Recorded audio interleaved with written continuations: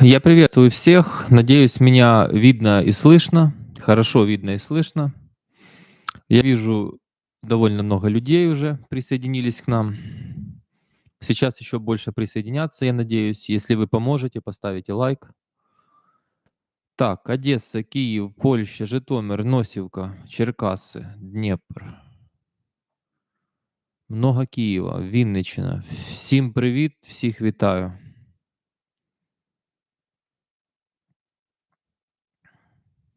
Покровск, Варшава, Черновцы, Сумы, Луцк, Ирпень, Германия, Бердичев, Франция. Класс. Давайте, пока люди собираются, я расскажу вам про сегодняшний стрим. В целом я мог бы его не делать, и вообще он планировался немножко другим, но нужно сделать. Потому что, скорее всего, на следующей неделе от меня будет мало контента. Нужно сделать, нужно пообщаться. Вчера я провел стрим в ТикТок. Я там делаю раз, как говорил Арестович, 2-3 недельки. Фастів теж привет. Для того, чтобы аккаунт просто развивался. И вы знаете, ТикТок всегда наводит на определенные мысли. Это, конечно, я вам уже рассказывал, совсем не тот уровень стримов, который здесь. Я пытаюсь оттуда сюда затянуть людей, которым это надо. Ну, в общем-то, это полезно. С чего хочу начать? У нас уже больше 1100 зрителей, хотя пару минут мы в эфире, даже всего лишь меньше 2 минут. Спасибо всем. Друзья, ставьте лайки, пожалуйста. Происходит потихоньку то, что я ждал, но я думал, это произойдет раньше. А именно, появляются недовольные моей деятельностью мои подписчики, возможно, даже бывшие сторонники, как они себя такими считают. И появляются претензии ко мне, мол, ну, что это, бла-бла-бла, ну, сколько можно, ну, что делать, скажите, давайте к каким-то действиям переходить. Ну, бла-бла-бла могут все, ну, вообще то, что ты делаешь, может делать каждый. И вообще не то происходит, не так происходит. А давайте вот так, а вот так, а вы ничего конкретно не говорите, а вы критикуете, вы занимаетесь критиканством. Ну, то есть люди совершенно не понимают, во-первых, что происходит, во-вторых, чем я занимаюсь. Но я прошу вас, чтобы у вас это не должно вызывать агрессию, не надо на них нападать, на этих людей, в комментариях их хейтить. Игнорируйте, игнорируйте.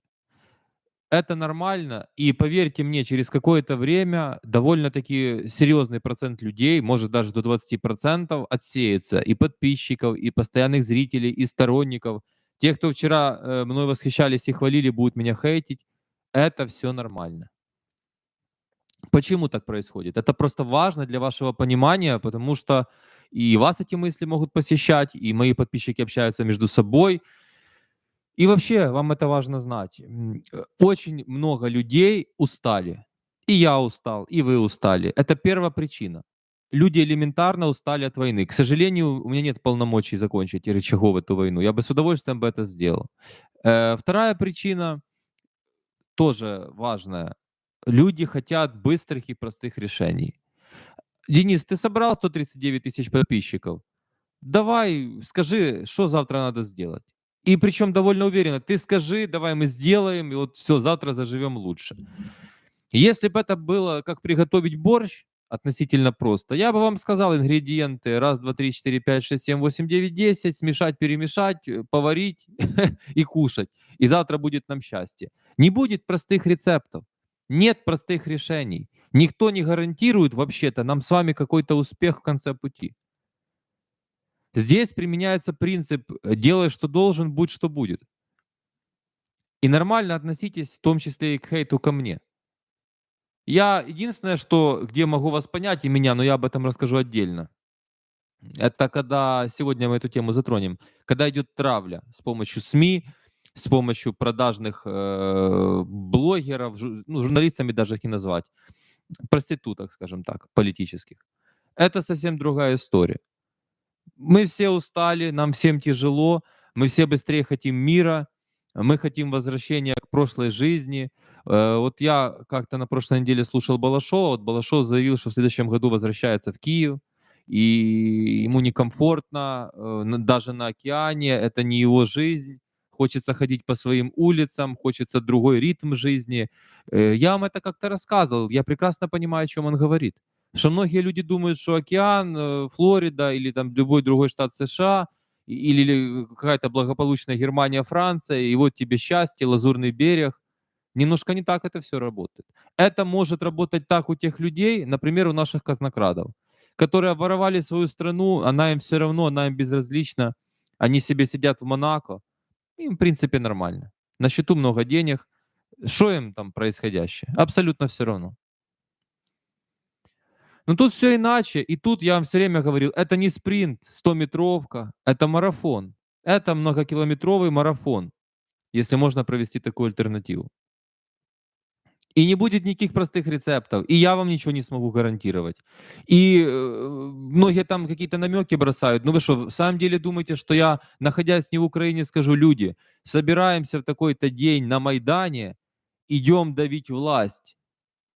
Нет, я не поп-гапон, я такое делать не буду. Клоунские митинги проводить я тоже не буду. Нет, у нас наше оружие сейчас, если это можно назвать оружием, противодействия происходящему — это слово, это YouTube. Раньше люди как делали? Тот же Малкольм Икс в черном сообществе в США, я вам говорил, это был первый стример. У них было радио, вот он сидел, так вещал. Многие не понимают, не думают, что слово это на самом деле оружие, и в начале каждого дела идет, надо говорить об этом. Ты когда начинаешь бизнес, ты много раз проговариваешь о том, что ты собираешься делать. И с собой, и с кем-то. Нельзя просто проснуться, пойти и делать. Ну, какую-то гадость разве что можно так, наверное, сделать. А серьезные вещи, да, требуют борьбы, в том числе и такой. Если бы у меня были более действенные рычаги, я бы с удовольствием ими воспользовался. У меня их нет. И ни у кого их сейчас нет. Да, правильно пишут, ставьте лайки.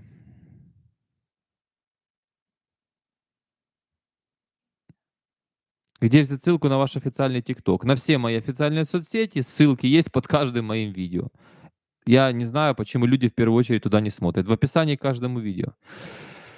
Ты называешь их Палестиной, когда как такого понятия не существует. Это как Западная Украина. Я не понимаю, к чему вы пишете. Есть люди, которые себе что-то в голову вобьют и придут на этот счет умничать и вообще не понимают, куда они попали. Вчера пару людей, это уже было очень поздно по времени киевскому, наверное, часа 2 ночи, начали так упорно. Парень пишет: завтра у меня будет спор со сторонником Палестины, а я за Израиль. Дайте мне пару аргументов, чтобы я выиграл этот спор. И парень на меня обиделся. Он сказал, что он спонсор канала, я не могу ему по пару минут уделить и написать. Я ему объяснил, что я понимаю, вы там спонсор, там пару долларов в месяц, но я же не могу быть вашим консультантом персонально. И у него началась масса претензий. Я советую, зачем вы вступаете в спор, если вы не владеете предметом. Ну, не надо вступать в спор в предмете, которым вы не владеете хотя бы поверхностно, и у вас нет хотя бы 2-3 убойных аргумента. Зачем, в принципе, такой спор? Скажи, причем это же не какой-то его враг, наверное, с другом каким-то. Скажи оппоненту: вот я за Израиль, все, я вот так чувствую, я вот так вижу, давай не будем спорить. Тяжело в Гугле набрать или в Ютубе конфликт Палестина-Израиль, 2-3 видео по 7 минут посмотреть, разобраться, если совсем ничего не понимаешь. Да. И вот они так друг друга вчера увидели, и давай, и давай. Теперь я также хочу сказать про мой последний стрим, в пятницу он был, здесь, в Ютубе. Какая получилась ситуация? Да, я иногда бываю в таком настроении, я человек, кому-то отвечаю агрессивно. А очень легко судить людям, которые не занимались этой деятельностью. Я же говорю, я послушал один стрим Балашова вот на прошлой неделе до конца. И он там в конце тоже уже потихоньку срывался. Потому что когда ты сидишь, вещаешь 2 часа какие-то важные вещи в прямом эфире, прямой эфир, вы понимаете, самый сложный жанр. Ты должен сконцентрирован быть, ты концентрируешься, ты что-то хочешь сделать важное, а люди задают дурацкие вопросы. Да, это вызывает агрессию. Я живой человек, я не, как это сказать, не тот, кого кто-то там готовит, финансирует, а давай его двинем куда-то в политику. И я должен всегда быть с одинаковым лицом, в одинаковом настроении, актером, короче. Короче говоря, должен быть актером, которым являются все политики. Вам нравится. Мне нет задачи вам или кому-либо нравиться. Я не политик. Вы же видите лозунг на моем YouTube-канале: политики — это паразиты. Если бы такая задача была, я вел бы себя совершенно иначе. Кстати, вряд ли проводил бы прямые эфиры. Зачем? Или формально на час вышел, на вопросы поотвечал, то, что вам нравится. Или в стиле Гордона, например. Вот он ведет стримы, ну, просто исключительно. Это всем нравится. Это его выбор. У меня другой взгляд на вещи и, главное, другие цели и задачи. В конце концов, вы не забывайте, я просто предприниматель, гражданин Украины, который почти всю жизнь прожил в городе Киеве. И просто решил высказать другое мнение, отличающееся там от большинства. И все, и только. Если бы я был там, как условные Гео Леросы, за которым в статусе народного депутата, за которым стоят спонсоры. Мои спонсоры вот на канале, по доллару, по 2, кто-то больше, кто-то там, вот там был человек по 500, по 300 долларов на канал давал. Отлично. Мы это все используем на канал, канал будет развиваться. Многие начали сейчас говорить, у тебя счетчик по подписчикам остановился. Ну, не бывает все вот в турборежиме. Турборежим только слуги народа могут себе позволить в Верховной Раде. У меня как-то все пропустили в прошлом году, за 2 месяца мы набрали 50 тысяч подписчиков. Органическим путем, не выпуская по 4 видео в день. Понимаете? Выпуская 2-3 видео в неделю и 1 стрим. 50 тысяч, все как-то посчитали, что так это и должно быть. Нет, YouTube меняет алгоритмы, у людей меняется настроение, меняется контекст мировой. Понимаете, это тоже идет все вот так вот, волнами, по спирали. Не может быть всегда подъем. Да, несколько замедлился рост подписчиков.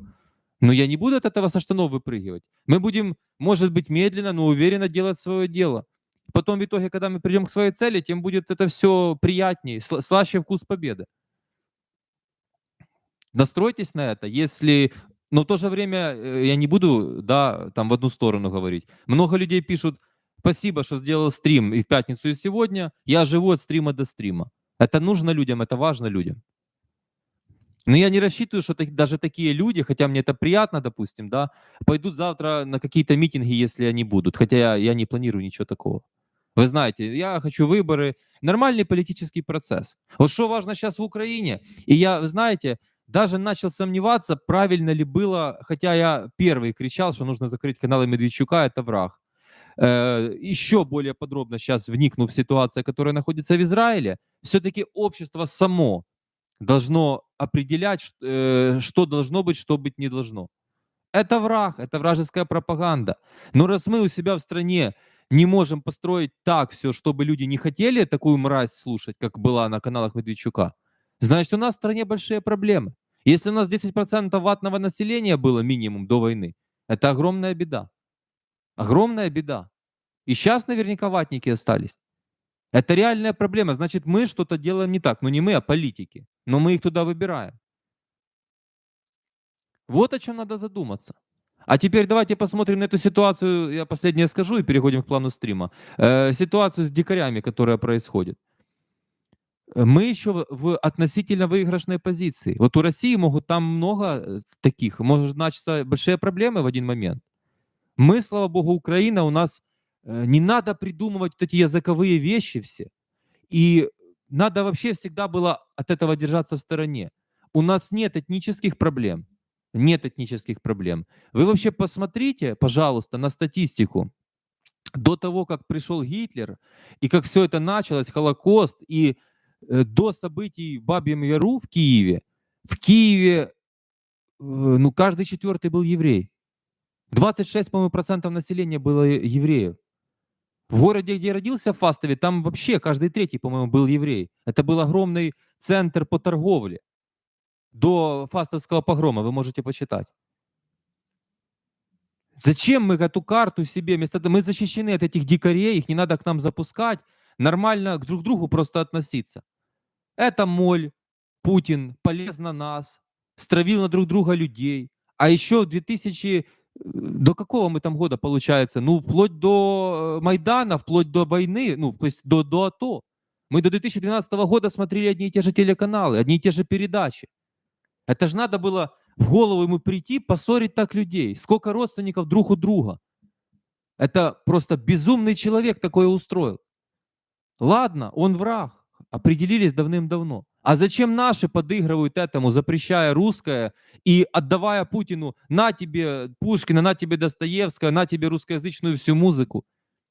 Да что, Макаревич — это путинская музыка? Еще раз говорю, или Гребенщиков — это путинская музыка? Или юмор Галкина — это путинская музыка? Что за бред? Мы ж проигрываем этим. Я просто в шоке с этого. Вместо того, чтобы противостоять дикарям вместе, он взял и стравил людей. А вот проблема, которая может вспыхнуть. Вы же видите, что творится в мире. Сегодня в Мюнхене, в Берлине или в Мюнхене, я не помню, на домах евреев звезды Давида рисовали, как было при Гитлере. Это что делается вообще? Причем, насколько я знаю, в Германии довольно жесткое законодательство на этот счет. Да мир сходит с ума, неужели это не видно? И если это происходит между Палестиной и Израилем, это подпитывается и Ираном, и Китаем, и всеми дикарями. А я уже вам называл, кто дикари в этом мире сейчас. Но США осознает, что главный враг — это Китай. Но с Китаем прет торговля как ненормальная. Знаете почему? США, заметьте вообще, как действует США. США никогда, посмотрите, какая вообще мощная страна. Украине беда, на тебе помощь. Мало, то, все, свои цели преследуют, но дают же помощь. Дают. Байден, которого я не люблю. Неважно, это дает помощь не Байден, дает помощь государство США. Байден со своего кармана же это не дает. Он временный распорядитель. И то, не все так просто в Америке. Нельзя по кнопочке одной что-то решить. В Израиле беда, на тебе авианосцы, на тебе оружие, на тебе одно, на тебе другое, и деньги, и говорят, нам на всех и на все хватит. Но они никогда не ввязываются в драку. Это что я говорил на примере Зеленского по поводу ввязываться в драку, и надо было по-другому действовать. Когда Путин начал уже вот эти вот реально агрессивные разговоры. Во-первых, Зеленский провалил встречу в Париже в 2019 году. Найдите видео, найдите расшифровки, особенно после пресс-конференцию, посмотрите, что творил там Зеленский. Это был провал.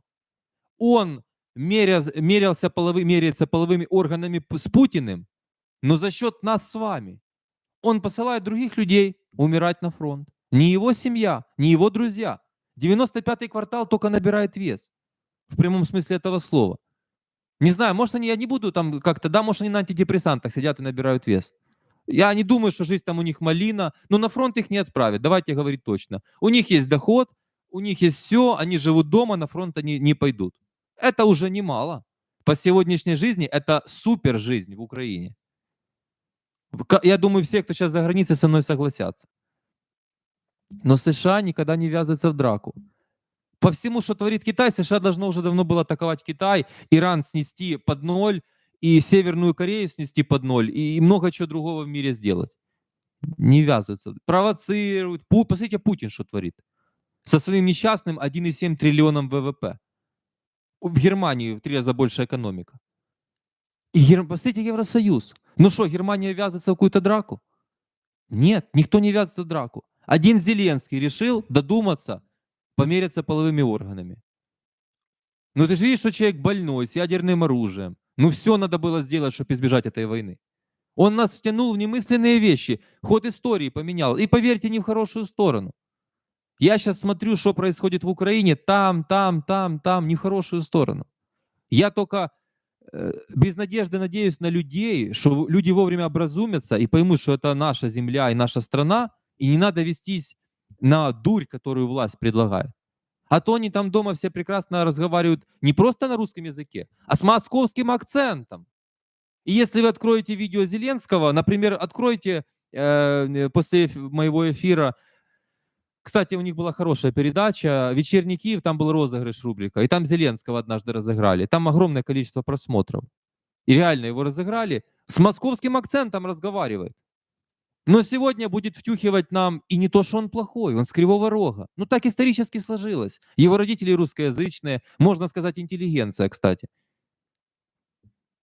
Но всем другим другое скажу. Порошенко чисто русскоязычный и всегда им был. На исключительно русском языке разговаривал, красивом. Не.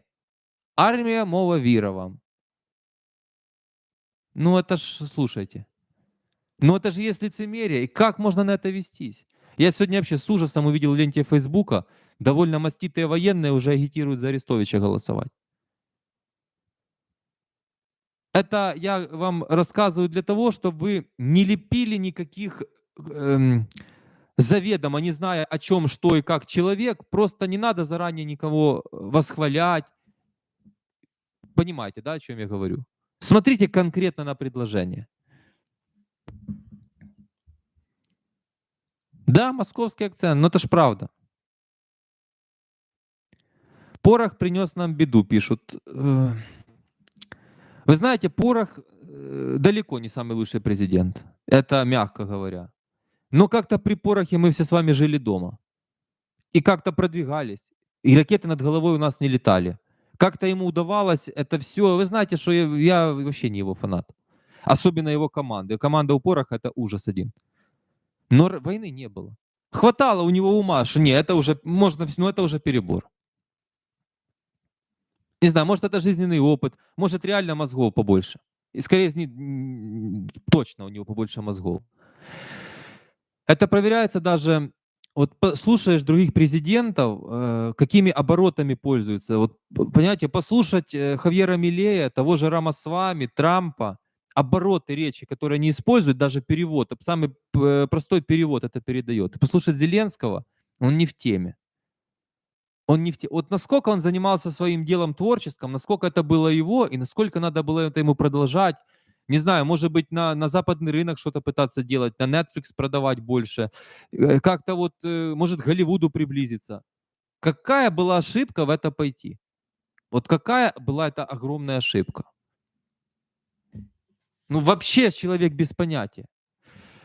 Друзья, вот некоторые пишут, я знал, что вы это спросите. Юлия Мостовая, главный редактор крупного издания «Зеркало недели», рассказала такой инсайт, что Зеленский, когда всплыл скандал, вот эти яйца по 17 Резникова, попросил журналистов крупных изданий за закрытыми дверями, не под запись, не освещайте, пожалуйста, до конца войны, не, он сказал, до победы, он сказал, до победы, не освещайте, пожалуйста, коррупцию в Украине. Делайте вид, что ее нету. То, что ответила Мостовая, то, что это феерия. Я все-таки это видео точно сделаю на следующей неделе. Сейчас, если мы на стриме начнем об этом говорить, это будем 2 часа сидеть только об этом. Это отдельное видео, там надо много подробностей, много нюансов. Но если у вас какая-то надежда на журналиста, вообще забудьте об этом. Я вам это расскажу и обосную. Идем по плану стрима. Контрнаступление. Исходя из того всего, что я читаю в прессе, Россия начала свое небольшое, но контрнаступление. Я не вижу никаких хороших новостей с фронта, и мое общение с военными, не знаю, не знаю.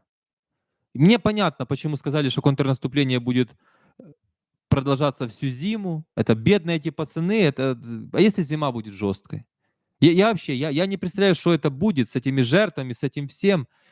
Команда Умерова, нового министра обороны, такая же отмороженная была, как команда Резникова. Выходит, эта барышня, которая всю жизнь мечтала, я забыл даже ее фамилию, я в Телеграме себя выкладывал, всю жизнь мечтала куда-то пролезть, наконец-то пролезла и с радостным лицом сообщает: все в ЗСУ. Вы все там будете все равно, все идите в ЗСУ.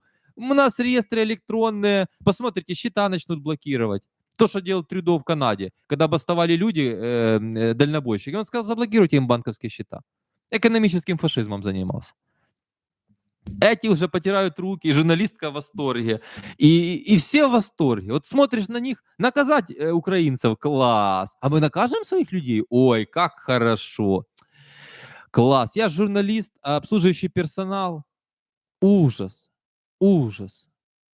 Какой кошмар. Просто дичь настоящая. А какой мог быть Умеров, если он... Я же, видите, не я его команду пока обсуждаю. Он просто более с головой, не такой безбашенный, как Резников. Вряд ли он вляпается, кстати, в такие скандалы, как вляпается Резников. Но это вовсе не означает, что там все будет хорошо. Просто он, ну, видно по нему, что он поумнее человек просто. Но в команде, ну, я уже вижу, всякая шваль пособиралась. Понимаете, как определить это? Очень легко. Сразу видно, ненавидят людей. Вот Резников страшно ненавидел людей. По нему прямо это было видно. Он хлыбится, from the sky, все остальное, но он ненавидит людей. Платочками, он просто... И Зеленский сейчас ненавидит людей. И видно, по нему это очень серьезно. Это самое первое, что выдает. Ненависть к людям.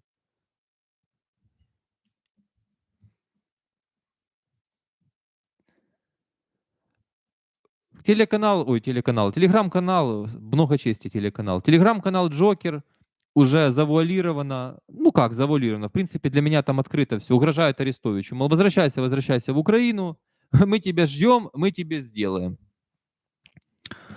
Все, прямая угроза с офиса ОП. В принципе, по ситуации с Арестовичем там есть нюансы, и тоже это заслуживает хотя бы 15-минутного видео. Но если коротко, мне интересно, когда он вернется и что будет. Вот реально, мне интересно, вернется, что будет. Многие подозревают Арестовича, что это ручная оппозиция, что это все комбинация. Я не верю. Вот глядя на их мозги всех, я не верю, что они способны на такие многоходовки. Серьезно. Так что я бы эту версию не рассматривал. Друзья, поставьте, пожалуйста, лайки стриму. Давайте продвинем побольше.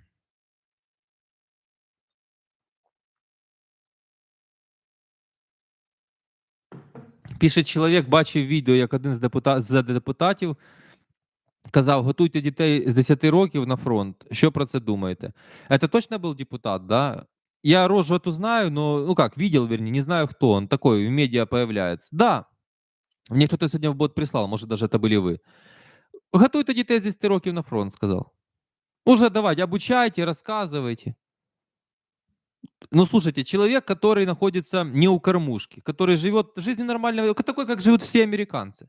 Поверьте, американец, у которого там 50 миллионов долларов состояния, он живет самой обычной жизнью, ходит в магазин, покупает сосиски. Абсолютно. Потому что это нормальный образ жизни нормальных людей. А это небожители. Я же у власти. Помните, как уродец, как его, Денисенко, рассказывал, что надо границы закрыть на 3 года или на 5, сколько там, после войны. А его сын ездит по Европе, блоги снимает, сразу же раскрыли. Вы же понимаете, что это все не случайности? Это уровень дегенератов, которые добираются у нас у власти. Но они же не приходят ногой, дверь в эту власть не открывают. Мы с вами даем им власть. Я призываю этого не делать. Мне вчера в ТикТоке написали раз 30. Ничего у тебя не получится. Вот у тебя ничего не получится. Самый мягкий комментарий был: тебе не дадут. Ничего не получится. Ну, говорю, вам же хуже. Не получится, так вам же хуже. Я ж не декларирую никаких миссий великих, что люди, вот тут сейчас 4600 человек, я для вас, или там 60 тысяч, которые этот стрим посмотрят. Если поставите много лайков, больше посмотрят, учитывая, как сейчас работает YouTube. Я делаю это, я не делаю это для вас. И я вам всегда, я делаю это для себя все. Может, я делаю неправильно, но я это делаю для себя. Ваши цели совпадают, вы присоединяетесь. Не совпадают, вы не присоединяетесь. Вот и все. Может быть, человеку, который планирует уже жить в Европе постоянно и в Украину не ногой, может, ему уже не надо то, что я делаю. Может, женщина, которая с ребенком выехала, бросила мужа, нашла другого мужчину-европейца, может, ей это уже и не надо. Ее сын уже будет расти европейцем или дочка. Я все это понимаю. Лично мой интерес то, что я делаю.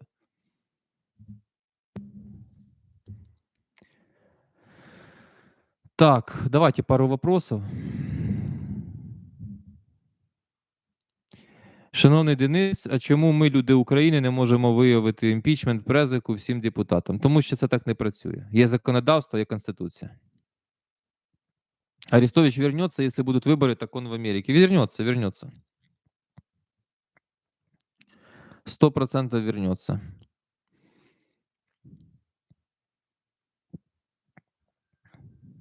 Ну, человек спрашивает, стоит ли ехать в Египет сейчас? Это да, это как раз вы зашли на тот стрим для этого вопроса.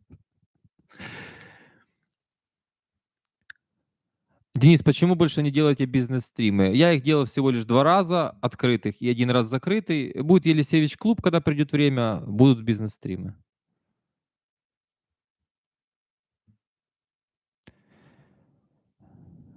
Так. Здравствуйте. Как думаете, кто выиграет эти выборы в Польше? Повлияет ли это на выборы, повлияет ли это на Украину и беженцев в Польше? Это одна из тем стрима. Раз вы спросили, давайте сразу о ней. Сегодня в Польше проходят выборы в парламент и проводится референдум по 4 вопросам. Кстати, мне нравится.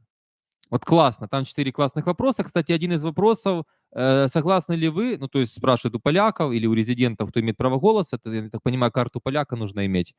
Не интересовался, честно скажу. Или гражданство только, как там. Ну, вы поняли. Согласны ли вы принимать мигрантов с Африки и Ближнего Востока? Вот так вот. Уверен, поляки, они националисты не захотят. И правильно сделают. В этом смысле правильно сделают. И вы знаете, я поддерживаю партию Конфедерация.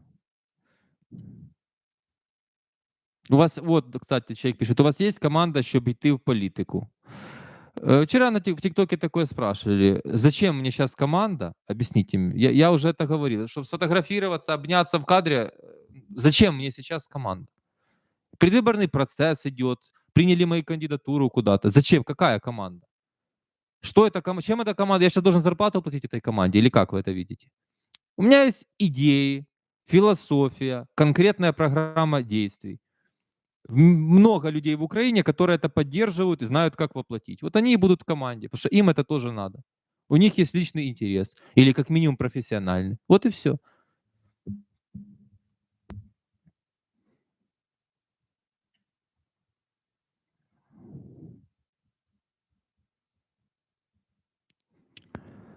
Украинцам еще лет 200 нужно. Ну, считайте так.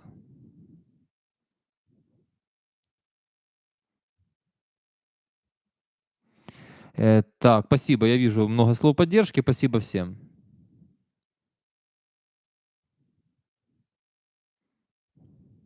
Вот кто соблюдает из власти законы. Почему народ должен соблюдать? Народная правда выше того закона, которую власть не придерживается. Для этого у нас есть импичменты, то все. Я говорю, на канал нужно подписываться. Больше просмотров, больше. Вы должны понять, что здесь работает синергия, принцип синергии. Чем больше будут подписываться и смотреть, тем больше будет прилипать еще людей.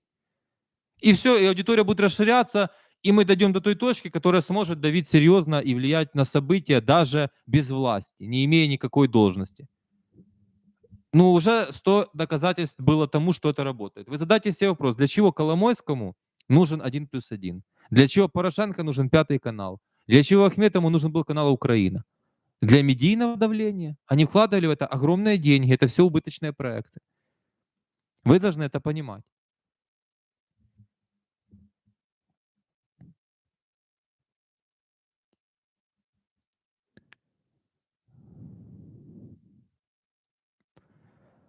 Так, є ризик это откуда-то человек скопировал, CBS News. Є ризик ескалації конфлікту в Ізраїлі, відкриття другого фронту на півночі. Участь Ірану – це ризик, радник президента з нацбезпеки Джейк Саліван. Да, неизвестно, что там будет, чем это закончится. Израиль имеет дело с отморозками. Так, Денис, привет из Хайфа. Вы говорили, что лечились в Израиле. Как вам качество лечения и больницы? Я делал операцию в Израиле. Отличное качество. Хайфе тоже привет.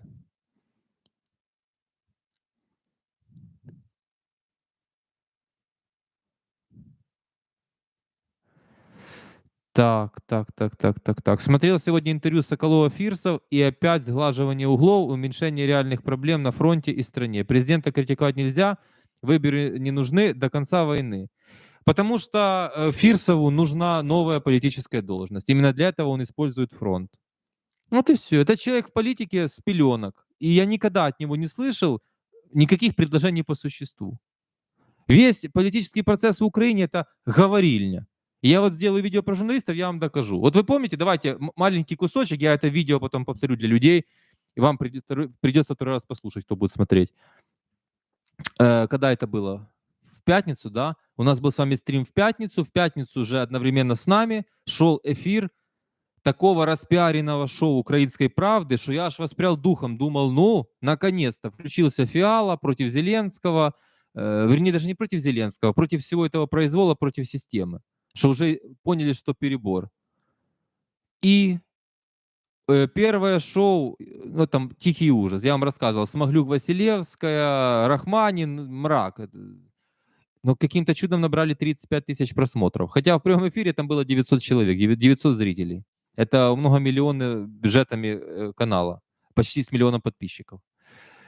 Люди молодцы. Вот даже если не сильно умный, но интуитивно, ну слушай, ну это что-то постное, что-то скучное.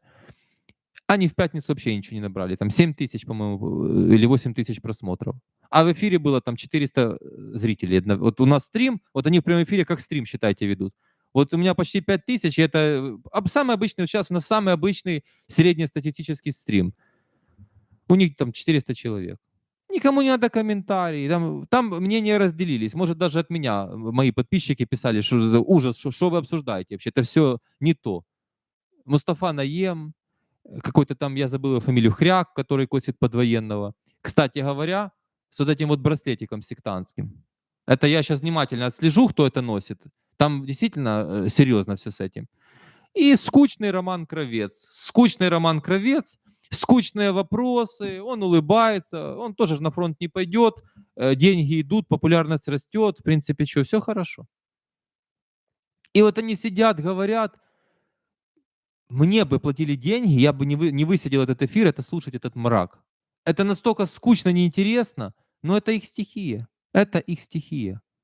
Отбросьте все надежды на журналистов. Отбросьте все надежды. Они не способны. Я не говорю, что там журналисты меня сразу звали. Я понимаю, что они этого не сделают. Мы с вами все это понимаем. Ну, по крайней мере, «Украинская правда». Но вы хоть видите, что творится в стране? Вы можете хоть вопросы по существу задавать, а не просто говорильню устраивать? Вот эту невыносимый бред. Нет, не могут. Ну, люди, понимаете, телек — это еще одно, но YouTube не обманешь. YouTube не обманешь. Почти 1 000 000 подписчиков. Ну, представьте, чтобы у меня было 950 тысяч подписчиков, 400 человек на стриме. Это провал. Это говорило бы только об одном, что я не интересен людям. Если вам интересно, поставьте, пожалуйста, лайки. Сейчас у нас 5000 будет. Як вам любитель Макдональдсу пан Кулеба? Ну, смотрите, чем прекрасен YouTube же опять? Легко все проверить. Все видео сохранены, стримы сохранены. Все очень легко и просто. Когда я вам рассказывал, что Кулеба — это чистый клоун. У Кулебы каждое интервью — это вылизывание задницы президента. И больше ничего. Он в каждом интервью упоминает, что президент великий, президент не сбежал, и вся Украина держится на Александре Великом. На Владимире Александровиче Великом. Слышите, Александр? Владимире Александровиче Великом. Я позвонил, чуть ли там не матом нагнул США, чтобы Макдональдс открыть. Я сказал, слушайте, это не порядок, а ну давайте открывать. Он же еще хорошо. Ботаник ты в круглых очках. Что ты из себя мачо строишь? Ну, это так смешно смотреть. Это, понимаете, когда такое приходит к власти, ну это мрак. Это мрак. Это что-то просто немыслимое. Это, ну, позор, реальный позор. Ну как можно в каждом интервью лобызать президента? Без конца. Вылизывает ему туфли. Без конца. Ну говори по делу. Ты министр иностранных дел. Говори по делу. Не. Я нагнул США, Зеленский лучший. Ну все. Так они и ведут дела. Они так сделку ни с кем никогда не заключат. Они так ведут дела. Они думают, что США помогает, потому что Кулеба и Зеленский молодец. Нет, потому что украинский народ в беде. На страну в центре Европы напал сумасшедший. Вот почему США помогает.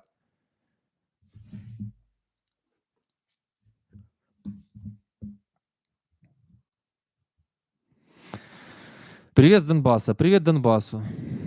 Як думаете, кто выиграет в Польше? Ну, больше всего наберет этот ПИС, да, это сокращенно называется, правящая партия. Пару слов о Фикрете Шабанове. Благодарю. Городской сумасшедший. Слушать его означает вредить себе.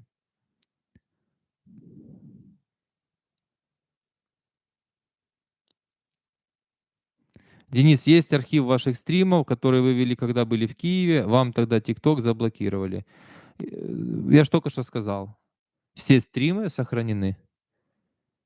С первого стрима все сохранено. Канал ввелся с города Киева изначально. До сентября 2022 года. Все сохранено. Когда еще здесь на стримах присутствовало там, не знаю, 500-600 человек. До 1000. Денис, вопрос не по теме. Как относитесь к алкоголю, табаку и каннабису? Табак — это полная фигня. Вредная, не модная. Каннабис никогда не пробовал, не употреблял. Алкоголь — это красное вино в минимальных количествах. Так. Давайте заглянем с вами быстренько в ленту новостей по поводу Израиля. Может, там что-то экстраординарное.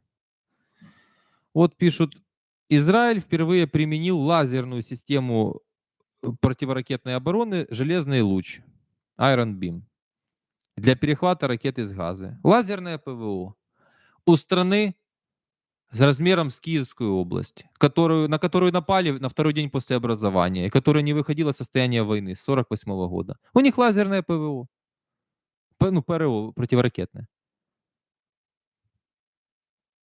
А что у нас есть?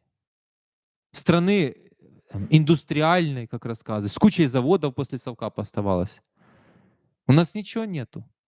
Но у нас есть Кулеба и великий Владимир Александрович.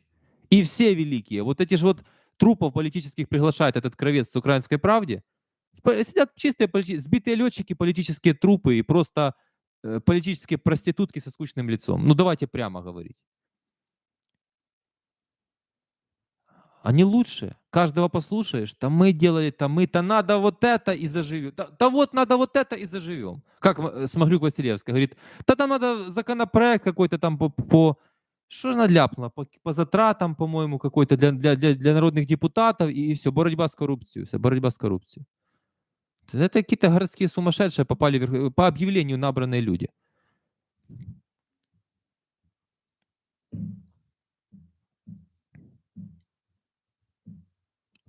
Ну, это вот такая новость. И сейчас.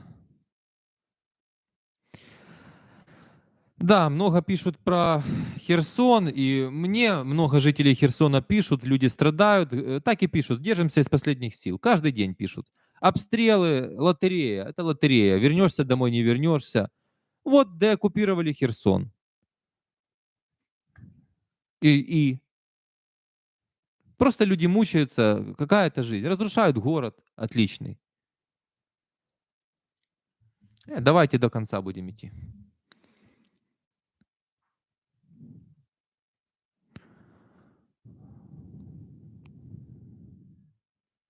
Так, так. Денис в Израиле, ясно, не на 2-3 недели. Хамас все предугадал, что Израиль будет сносить все, чтобы там новый Масул не наступил. Денис, Денис ще думаєте з приводу того, що Дубінський Ютуб більше не блокує. Були ж санкції, і на обох його каналах дуже виросли перегляди. Я знаю тільки один його канал, там 5, 6, 7 тисяч переглядів, і, здається, 18 чи 19 тисяч підписників. А він штампує відео щодня по 4 штуки чи по 3. Да, 5000 на стриме, спасибо, друзья. Стримы еще пока работают. Прошлая неделя была просто ужасная по статистике по видео.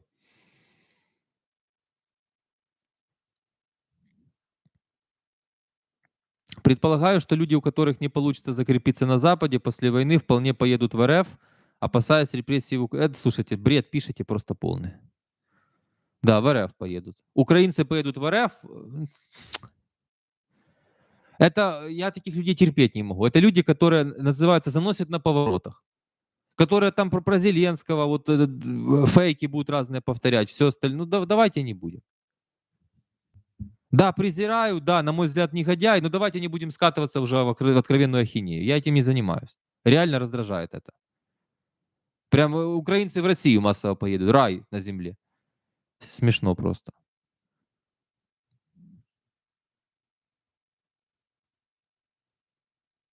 Ви казали, що розберетеся з тим, хто прийшов до влади в Словаччині. Я з багатьма словаками спілкувався, 80% кажуть, що це корупціонери, мало не мафія. Яка ваша думка? Те, що я читав, ну, точно не мій герой.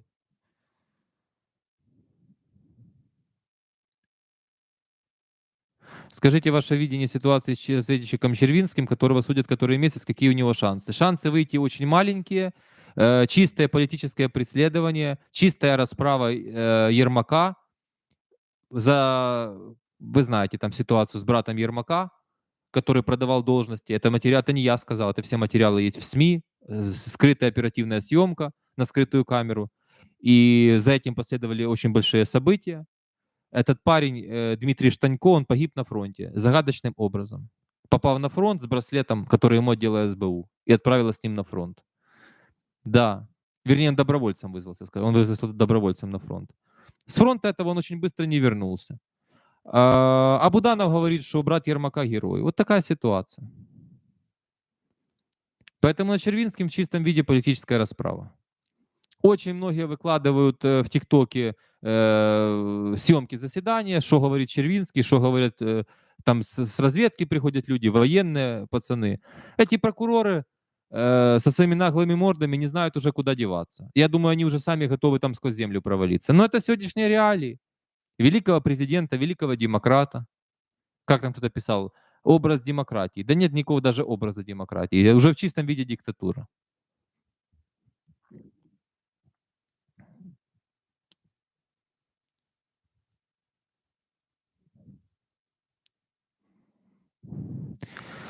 Объясни, кто поедет договариваться с международным преступником Путиным с украинских политиков. Да никто. Будем воевать до конца. Никто не поедет. Петя Иванов поедет. Вы ж так, вот Петя Иванов, кто задает вопрос, тот поедет. Чи бачил интервью Гордона Шабанова? Нет, я еще раз говорю, я Шабанова не собираюсь смотреть. Это больной человек.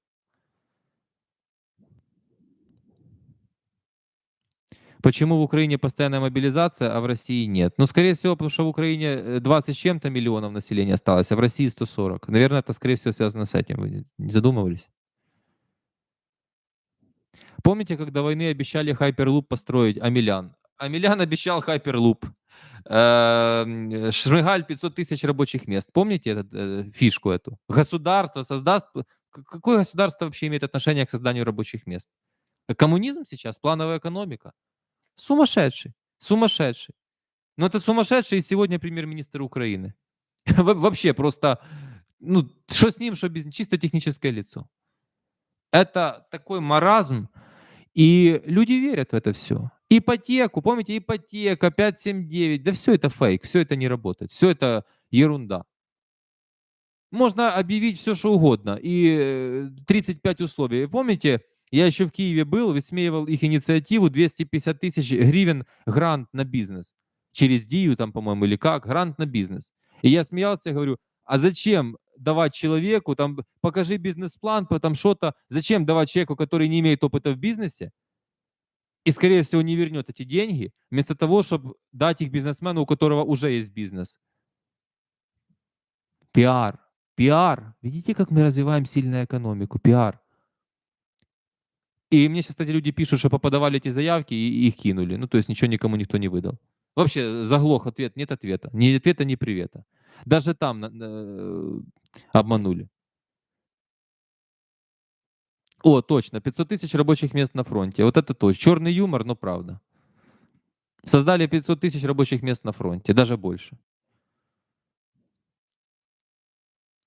Денис, чому ви почали підтримувати в зборі Барабаш? Чи можете разом об'єднати сили, думали над цим? ФБ, вона має гарну аудиторію. Дякую. Відповідаю вам.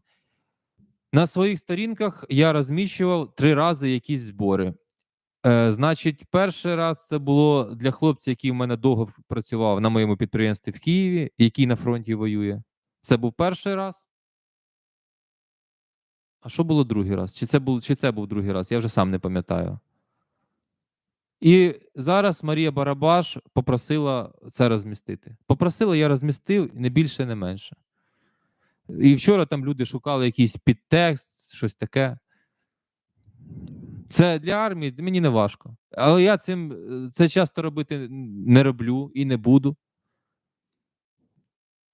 Мне пиар таким образом просто не нужен. Я не буду корчить себя ни волонтера, что я не являюсь волонтером. Я помогаю, кому считаю нужным. Помогал, помогаю. Если будет получаться, буду помогать. Но превращать это в конвейер я не буду. Поэтому вы не увидите каждый день у меня новые сборы.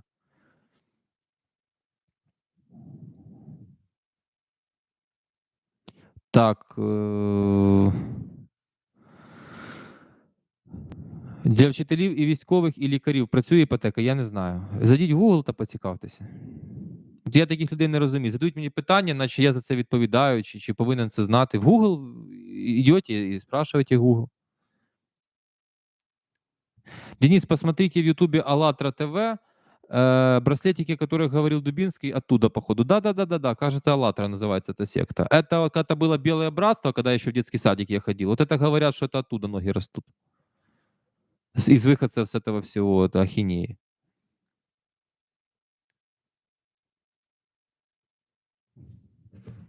Так, идем дальше по плану стрима. Друзья, пока навалите, пожалуйста, лайков. 4000 лайков сделаем. Смотрите, как интересно получается. Выступил я против действий власти, они на меня направили свои телеграм-каналы, всяких, ну, больных на голову, там, грантоедов. Даже грантоеды бывают больными на голову. Есть просто грантоеды, есть больные на голову. Вот меня атакуют именно больные на голову. И я смотрю, в России, боже, то же самое. Все то же самое. Макаревич сейчас, Андрей Макаревич, машина времени, гастролирует по Европе. И не только, по-моему, в Дубае они выступали. То есть войну он застал, находясь в туре по Европе. Войну в Израиле. Русская пресса пишет, Макаревич смылся от второй войны. Свалил с Израиля. Представляете, как это подло. Это методы нашей власти. Методы нашей власти. Как они там пишут? Сидит в США. Уехал в США. Уехал от войны в США. От какой войны уехал в США? В сентябре 22 года? Когда уже все ужасы произошли? Ну, то есть, вот то же самое. Все то же самое. Дмитрий Назаров, который в сериале «Кухня» этого повара, шеф-повара Баринова сыграл, во Франции живет. Стихи пишет, на YouTube выкладывает. Я вчера выложил один. Замените пару слов. Зайдите на... Кстати, подпишитесь на мой телеграм-канал, ссылка в закрепленном комментарии. Спонсорство канала тоже там. Кто хочет помочь каналу, вот публикую в ленте прям ссылку. И здесь в Ютубе на меня подпишитесь, пожалуйста. Это очень важно, чтобы вы везде подписались.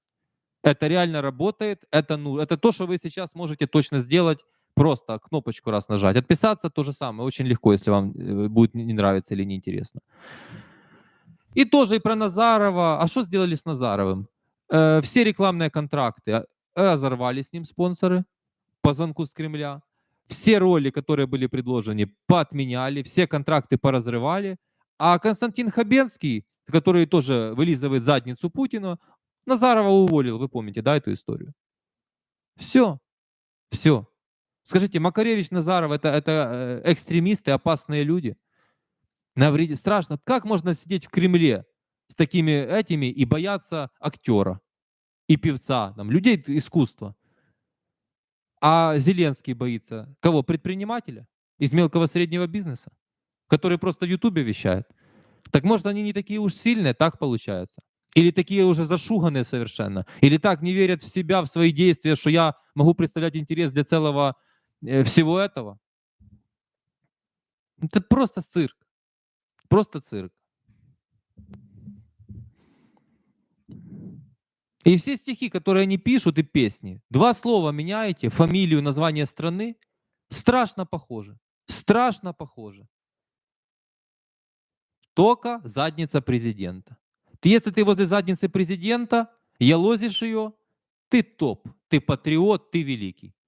Но если ты этого не делаешь, ну, там говорят агент Америки, укроп они называют, продался, иноагент пошел отсюда. У нас агент Кремля, агент Путина. Агент Путина. Помните, как про меня написали? Поддерживает Трампа, но мы вынуждены расстроить. Трамп ничего для России в 2016 году не сделал, когда был президентом. А что же я его тогда поддерживаю? Потому что он ничего России не сделал. Вы представляете, какие вообще дегенераты? Даже берут деньги, они даже написать не могут так, чтобы действительно меня как-то вот скомпрометировать, что-то. Это мрак, это мрак, это мрак. Мне просто интересно, вот родители Зеленского это видят, они не говорят ему, что, слушай, ну, ты же вроде не такой. Что-то не то происходит. А возвращаясь, почему был пятничный стрим? Посвящен этой свадьбе прокуроров, ДБРовцев, казнокрадов этих силовиков. Боже, 2 миллиона долларов свадьба, я смотрю бюджет на следующий год, 24 год. На 55% увеличили бюджет ДБР. Значит, таких свадьб будет в 2 раза больше. Ну, это просто сумасшедшие люди. Ну, это реально, это нездоровые люди. Это нездоровые люди. Какая война у нас идет, если идет чемпионат Украины по футболу, казнокрады спокойно на территории Украины гуляют свадьбы, все нормально. Я сейчас смотрю местные закупки, Государственная служба аудита заказала бухла элитного на 100 тысяч гривен. Вы представляете, элитного алкоголя на 100 тысяч гривен государственная служба аудита заказала. Это война идет в этой стране. Все на фронт, как с 10 лет детей готовьте на фронт. Да войну нужно срочно останавливать. Никакой войны. Война для пацанов, которые в окопах. И для тех, кто получили повестки. И для гражданских, для тыла, для волонтеров, для всех, кто донатит, кто со стресса не выходит. И целыми днями в ленте телеграмма сидит. Для них война. А для этих мразей никакой войны. Никакой нет глобальной войны. Это все обман. Знаете, я вам скажу. Не надо мне верить на слово. Знаете, когда было по-настоящему? Когда Зеленский вышел в эфир, и я вам рассказывал, я тогда вдохновился. Я в тот момент вывозил семью на Западную Украину, я посмотрел, я решил, нет, даже если там плохо все, надо оставаться, делать бизнес, прям вдохновился. Думаю, еще весь мир будет давать деньги, экономика попрет, отлично. Для моего бизнеса это, ну, как раз то, что надо, потому что когда приезжают люди, это всегда как бы хорошо для моего бизнеса было. Автоматы раздавали. Ну, мало, но что-то пытались сделать. Вот тогда они по-настоящему испугались. Вот вам простой маркер. Вы очень легко видите, когда государство по-настоящему в опасности. По-настоящему оно в опасности, когда оно все разрешает, вам все разрешает, и налоги вам будут низкие, и сократили единый налог с 5 до 2%. Проверки отменили, делай все, только Украина должна сохраниться. Автомат, на тебе автомат. Но Украина должна сохраниться. Патрулировать улицы, идите сами патрулируйте улицы. Но Украина должна сохраниться. Вот тогда они были в опасности. И с перепуганными лицами снимали видеоблоги. Вот тогда они испугались по-настоящему. А сейчас нет, этой глобальной войны нет. Она есть только в ужасе, который происходит на фронте. Для пацанов, которые воюют, есть война, я же говорю. Для родственников, да, война есть. Но для казнокрадов нет войны. И повторяю, для государства, для госаппарата войны нет. Поэтому сейчас, в данный момент, это не наше государство, не наша страна. Они нашу страну у нас забрали. Там Путин пытается забрать, а здесь эти у нас. У нас все пытаются забрать нашу страну и выгнать нас с нашей страны. Подоляк как сказал? Не нравится, делай справку, вали со страны. Подоляк будет все решать. Тоже, кстати, с русскоязычным акцентом, который. Вот такая история. Поэтому, когда Украина в опасности, вы с легкостью это поймете. И тогда, наверное, время для подвигов, для чего-то еще. И в моей жизни так было. Но сейчас я не вижу. Я вижу футболисты, которые бухали в ночном клубе в Киеве, который работал там. Я рассказывал, что это вообще неправильно шугать клубы, они должны работать. Это рабочие места, это налоги. Кому-то надо, пусть идут. 19-летние футболисты бухали. Динамо Киев. Война идет.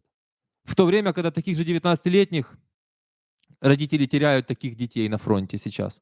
Весь Facebook лента, пацан, я не знаю какого там, 2000 года рождения, под Бахмутом пропал без вести. Мама плачет, надеется его когда-то увидеть. Так у кого война есть? У этой мамы или у кого? Да, у этой мамы есть война. А у чиновников и казнокрадов нет никакой войны. Все. Тут не надо Елисеевича слушать и в чем-то обвинять. Вы сами все прекрасно видите и сможете спокойно разобраться.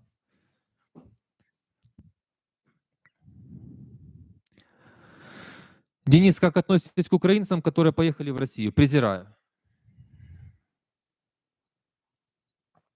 У меня с самого детства, хотя мы смотрели все одни фильмы, передачи, одно телевидение, одну музыку, одно все, к самому государству Россия у меня отвращение. Я потому туда никогда не ездил и объезжал десятой дорогой, я вам рассказывал.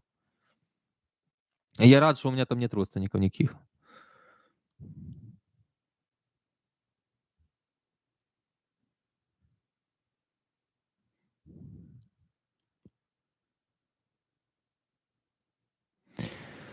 Так, закрыли вже Боху. Да, этот ночной клуб закрыли. Зачем они его закрыли? Ну, я не понимаю, почему в комендантский... Вообще, зачем комендантский час сейчас? Для чего это надо сейчас? И тут же насмешка, всякие девушки с пониженной социальной ответственностью покупали себе эти пропуски, ездят все комендантские. Для кого это цирк? Но если страна в опасности, не торгуют комендантскими этими самыми.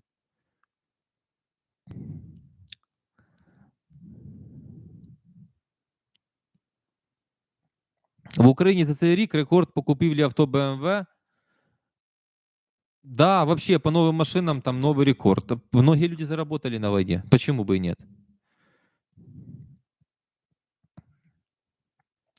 Украиноязычный человек пишет. Вот вы как думаете, это просто я вам рассказываю, это лучше бы это было не читать. Денис, дивлюсь тільки вас и Диану Панченко. Ну, вот человек либо специально, либо больной реально человек. Вот я и Диана Панченко. Где здесь связь?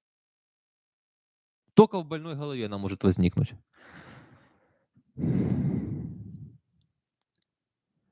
Денис Гордон сказал, что российская культура бесполезна и она не нужна Украине. Как вы относитесь к этому вопросу? Слушайте, Гордону уже 55 лет. Ну, как-то не солидно. Ну, как-то надо заканчивать уже клоуном быть. Надо как-то уже быть мужчиной и определяться все-таки, с кем ты, за что ты. И как-то хоть быть и приспособленцем, но сохранить лицо. Потому что когда у него все интервью, посмотрите, у него огромное количество хороших интервью, взятые у деятелей российской культуры, и это нормально вообще-то. А сегодня он заявляет такое, слушайте,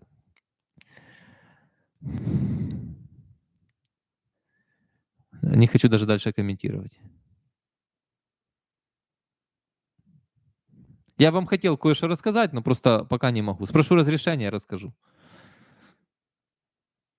Да, вот, кстати, важный вопрос задает Ирина Мальцева. Денис, как вы считаете, 5 детских самоубийств в Киеве за 2 недели — это протест подростков? Нет. Ирина, это что-то происходит. Одно из этих самоубийств было в доме и в подъезде, в котором я жил в Киеве, вплоть до отъезда. Да, это в прессе везде был этот дом. Это было пару недель назад, по-моему.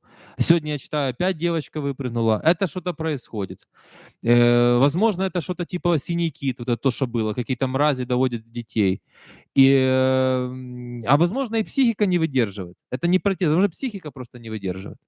Понимаете, в Америке очень сильно за душевным ментальным здоровьем следят. И тут это, что живот болит, голова болит, то же самое, если что-то не так ну, с ментальным здоровьем. А в Украине это, да иди отсюда. Так вот, поколение старших людей, они считают, что этого вообще всего не существует. А здесь за этим внимательно следят. И везде говорят, что следите, следите. Сразу помощь. Нужно сразу человека как бы брать, помогать. Не допускайте. Не все родители способны это, может, работают, заняты. Но как бы это всегда провал родителей. Это всегда провал родителей. Вот и все. Очень жаль, это ужасно. И реально, это уже третий случай за месяц. Это значит, что это уже закономерность. Что-то происходит.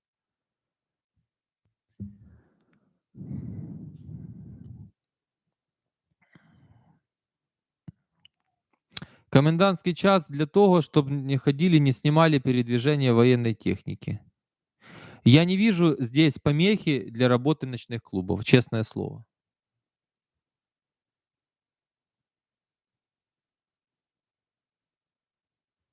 Денис, как вы думаете, мы зайдем в Крым? Да.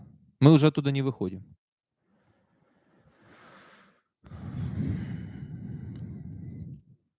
Если ты мудрый политик, ты должен понимать, что по-любому придется с Россией работать и договариваться. Павел Николаевич, вы напишите, кто вы, где вы живете, а потом поговорим с вами. Почему у нас никто не обучен обращаться с оружием? СБУ, ну, не знаю, спросите. Я за это не отвечаю.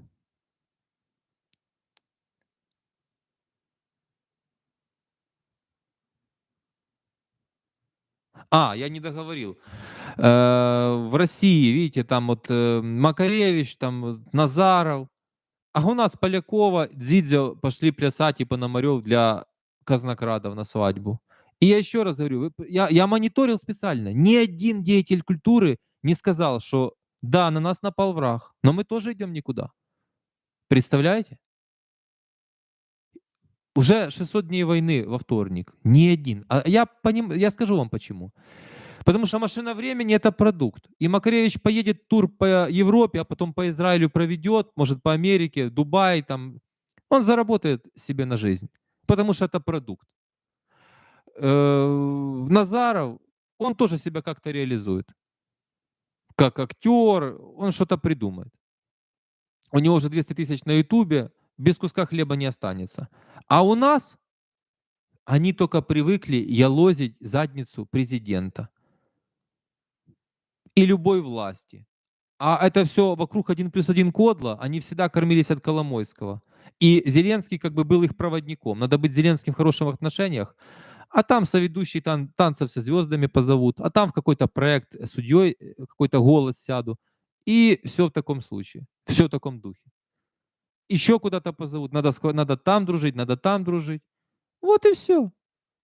Но если вы такое делаете, вообще не смейте открывать рот про политику. А это, слышите, просто какой-то дичь. Горбунов, Александр Пономарев и Дзидзя ездили, пиарились, сфотографировались с парнем, который тогда сказал: российский корабль, иди на 3 буквы. С этим парнем фоткались. Зачем вы это делаете? Это пиар, пиар. А сфоткайтесь с казнокрадами, которым вы на свадьбе это самое. Покажите людям. Зачем вы с парнем эту фотку по всем соцсетям? Чтобы мы все повосхищались, какие вы патриоты. Вы с казнокрадом, для которых вы пели. Скажите, сколько вам заплатили. А сколько вы налогов оттуда заплатили? Податки повинні платити всі, но наверняка им заплатили кэшом. Но они же поддерживают президента. Президент же хороший. А чё вы тогда кэшом берете деньги? А чё вы тогда налоги высокие, их невозможно платить. Их невозможно оплатить. А те не могут легально заплатить, потому что там декларация, наверное, 100 тысяч гривен доход в год. Они же не могут 100 тысяч долларов заплатить за выступление кому-то. Ну, легально не скажут, откуда у вас эти деньги. Вы понимаете? Вот такую страну построил президент. Но все забыли, что у человека было монобольшинство и все остальное. Да. И пока принцип построения, это же не только к Зеленскому относится, пока принцип построения государства будет заключаться в заднице президента, толку не будет.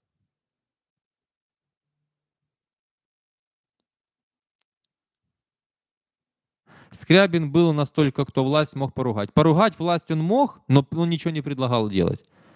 Ну, хотя, да, он мог поругать. Это хотя бы первый шаг. А может быть, дальше разобрался бы и что-то мог бы предлагать. Но это не точно. Но хотя бы, да, хотя бы имел смелость высказаться. Это факт.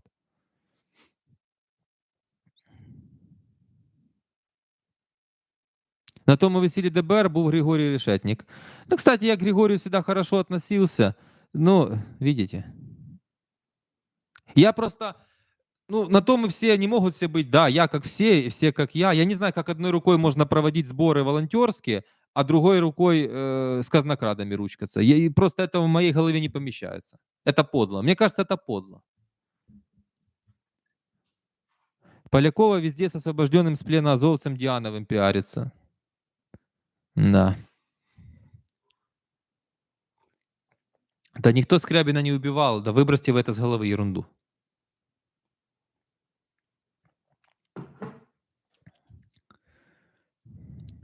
Зеля міг змінити все, а зробив нічого, крім самопохвали себе. Да, он действительно смог сделать все. Но, допустим, у него все не получилось бы или не успел, или там, да, все-таки Украина сложная страна. Но нельзя же так, что не сделать ничего. А он ничего не сделал. Просто пришел, возглавил систему. Монобольшинство впервые в истории Украины у человека. Абсолютная власть, абсолютная поддержка народа. Вот все, что будешь делать, тебя все поддержат. Не будет ни забастовок, ничего. Делай, мы тебе доверили. 73%. Война.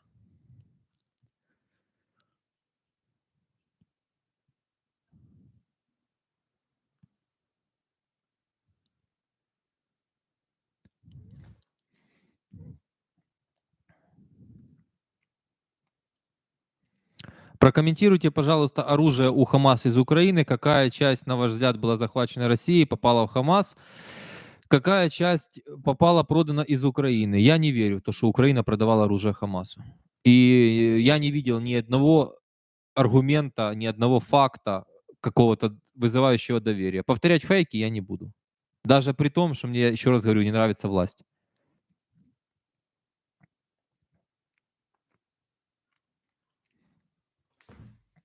Денис, интересно ваше мнение про убийство Гангадзе. Может, вопрос пахнет нафталином, но просто поинтересовался. Мое мнение хотите, я вам скажу.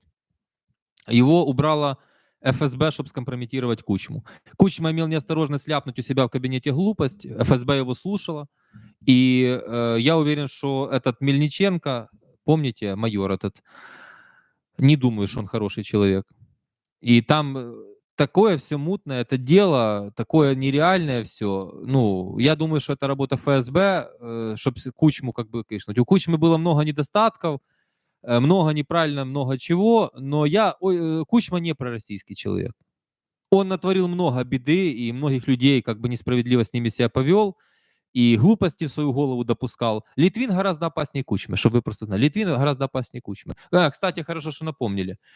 По поводу этих ДБР, казнокрадов, я хочу, чтобы вы просто понимали философию и как живут эти люди. Если вы будете общаться с такими людьми, вот с такими закоренелыми кабинетчиками, да, они даже слова коверкают. Я рассказывал, Литвин называл бюджет бюже, как пирожное, безе. Бюже. Пожирать бюджет Литвин любил. Кабинетчики, знаете, как я неоднократно в жизни слышал, как они говорят? На кабинет, вот они говорят там, зайдешь до мене в кабинет, да, українською правильно, а он говорит в кабанет. В кабанет. В моєму кабанеті. От слова кабан, наверное. То есть это люди, у них уже мозг атрофируется и начинает уже все в другую сторону идти. Вот и все. Я еще раз говорю, в чем весь смысл, для чего это говорю. Им все равно на политический процесс в Украине. Им главное остаться в своем кабинете. Им все равно на налоговую систему, они не платят никаких налогов, все кэшом, все шикарно. Им все равно на все. Кто президент, коммунизм, капитализм, все равно. Кабинет у меня будет? Война?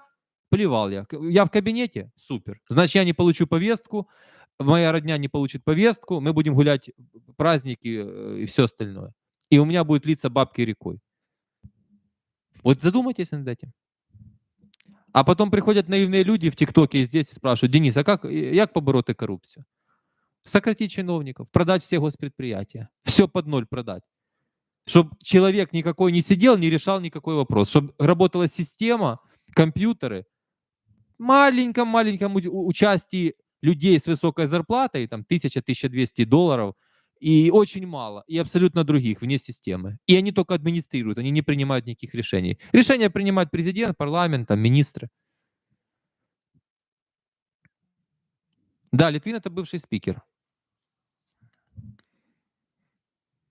Бюже. Бюже и кабанет.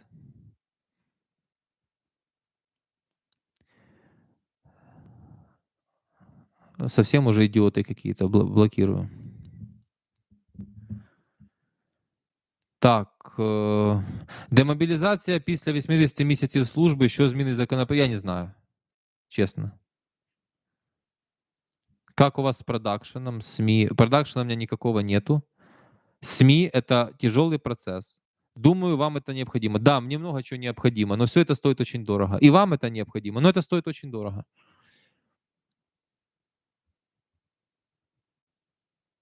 Спасибо, что посоветовали фильм «Голда. Судный день». Очень глубокий фильм. Я вам еще посоветую. Подписывайтесь на мой телеграм-канал. Ссылка в закрепленном комментарии. Я еще посоветую вам фильмов, сериалов.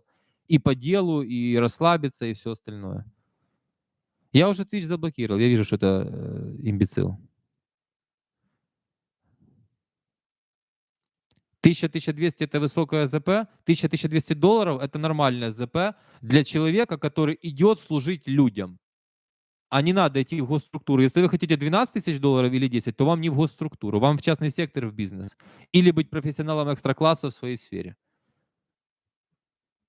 В Польше получают министры 2000 евро. Ничего, нормально.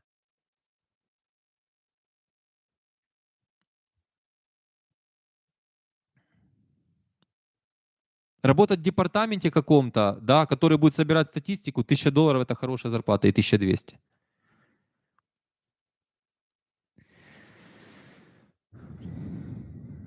Так, Денис, видели на Троещине бухой военный подрезал другого водителя, он попал в отбойник на кольцевом движении? Да, видел, видел. Сейчас почти каждую неделю происшествия с военными, и поверьте, многие из них скрываются еще. Это, ну, куда от этого деться? Никуда от этого. Чувак вот недавно расстрелял военный двух друзей военных. Бухнули и все. Психика, психика. Мы же не должны их в этом, надо разбираться, может там другой случай, но в основном это будут именно из-за психики, которые они потеряли, находясь на фронте.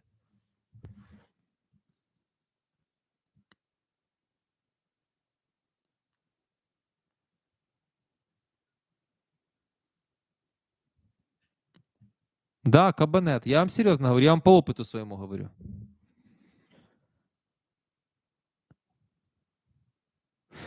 Так, сериал "Родина" ты советовал и какой-то второй. Я много сериалов советовал. Есть целая подборка, таких, которые там независимо от года выпуска. Я огромную подборку публиковал, причем дважды. Киссинджер, кстати, до сих пор жив, 100 лет ему в этом году. Да, правда. Но я небольшой его сторонник и фанат. И в этом фильме "Голда", кстати, его там показали с хорошей стороны, там не все так просто было с Киссинджером. Они немножко там художественную как бы сделали дорисовку. Можете найти, почитать, как было на самом деле. Но там суть не в этом.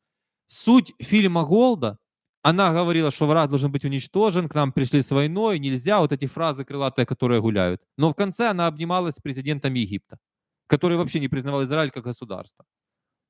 И были мирные переговоры. И по сей день Египет в нормальных отношениях с Израилем, кстати. Кстати.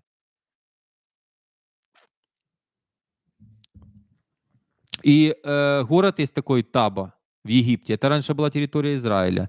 И там граница Таба Египта с Израилем. Там пешеходный пропускной пункт. Люди ходят, потому что, там в Египте казино есть, и в Табу люди ходят с Эйлата пешком, с Эйлата израильского в Табу, чтобы в казино поиграть.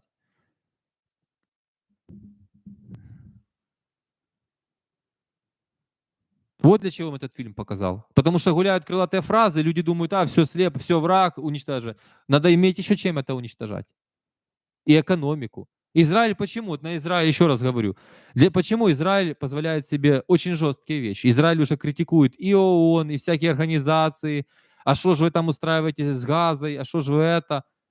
И Америка говорит: ну давайте как-то, ребята, полегче. Ну так нельзя, потому что мы за вас вписываемся, потом на нас это не то. А у них своя экономика, свои бабки. Ну, в большинстве своем. Хорошо, что Америка помогает. Ну, это такое там, капля в море, да, в глобальном смысле. Тут важна больше моральная поддержка Америки для Ирана, чтобы видел, для всех. Когда свое, тебе никто не будет диктовать. А нам что диктуют? Шойгу могли ликвидировать, Америка запретила. Обстрелять территорию России, Америка запретила. Но мы выиграем войну военным путем, рассказывают нам. Как можно выиграть военным путем, если нельзя обстреливать территорию России? Расскажите. А может, оно и к лучшему. Потому что получили бы тактический ядерный удар. В Америке все боятся ядерки как огня. Все абсолютно. Голда была левачка. Израиль, в принципе, это социализм с элементами капитализма. Это особая страна. В этом смысле не надо брать пример.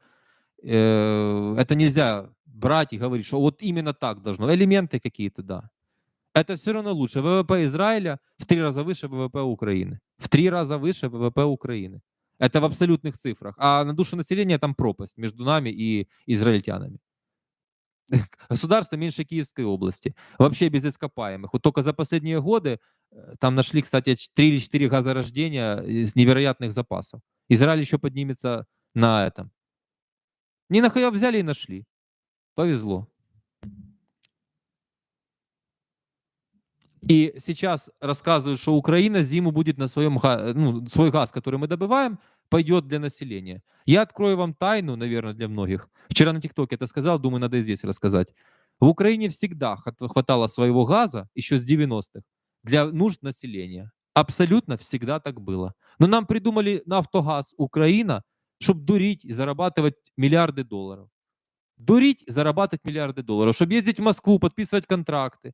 А на самом деле этот газ нужен предприятиям для коммерческих целей. Нафтогаз должен быть ликвидирован. Все, кому нужен газ для коммерческих целей, там найдутся продавцы, и каждый купит у того, кого он захочет, за ту цену, за которую он договорится. Не должно государство централизованно покупать газ. Это бабки, огромные бабки, которые ничего не имеют общего с нашим с вами успехом, благосостоянием. Все миллионеры, мультимиллионеры, миллиардеры выходят с «Нафтогаза». Все абсолютно, кто там на хороших должностях. Всегда датируется, всегда какая-то возня, этого быть не должно. А Украине всегда хватало, чтобы у вас дома комфорку зажечь, всегда в Украине хватало своей добычи газа. Там еще надо разобраться, сколько его там воруется по-левому.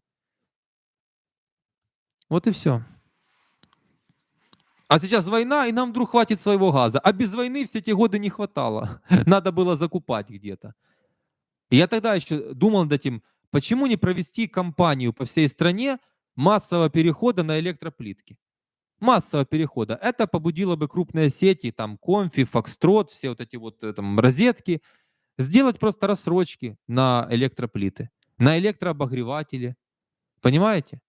Они взяли, сделали ДТЭК, монополист. Да, приватизация. Но это проблема ДТЭКа не в том, что он приватизирован, частный, в том, что там монополия, один ДТЭК. Вот где проблема, монополия. Если было много игроков, они бы обновляли энергосети, чтобы это все не горело, когда люди массово перейдут на электроприборы. Зависимость свою ослаблять. Дикая ситуация, когда у нас такая атомные станции, дешевая электроэнергия, но коммерческий тариф абсолютно дикий, невозможно честно никакое предприятие содержать, потому что у тебя все сожрет зимой обогревать его. Вот такое все, вот такое вот все.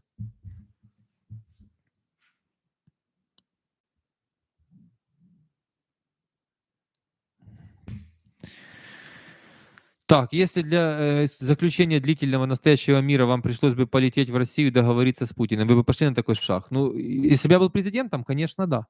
Ну, естественно, да. Я еще вам должен сейчас сказать, что Россия куда-то денется, никуда Россия не денется. И неизвестно, когда еще сдохнет Путин. Мир нужен, сейчас нужен мир. И, кстати говоря, Владимир Александрович на предвыборном интервью Гордона сидел и говорил, не только с Путиным, с чертом лысым поеду договариваться ради мира в Украине, чтобы не гибли люди. Проверьте, зайдите к Гордону на интервью. По тайм-кодам с легкостью можете найти. По-моему, это было во второй части. Там их 3, во второй было.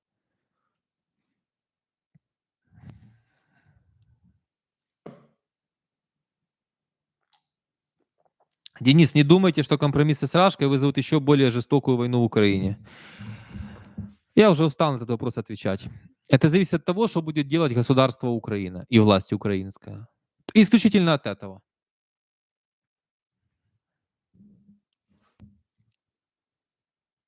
Пишут, люди выгорают. Да, люди выгорают. А невозможно современному человеку, который уже эволюционно не приспособлен для таких вещей, для войны, для всего остального. Вот так вот постоянно находиться в этом напряжении, в этих новостях, в этом всем.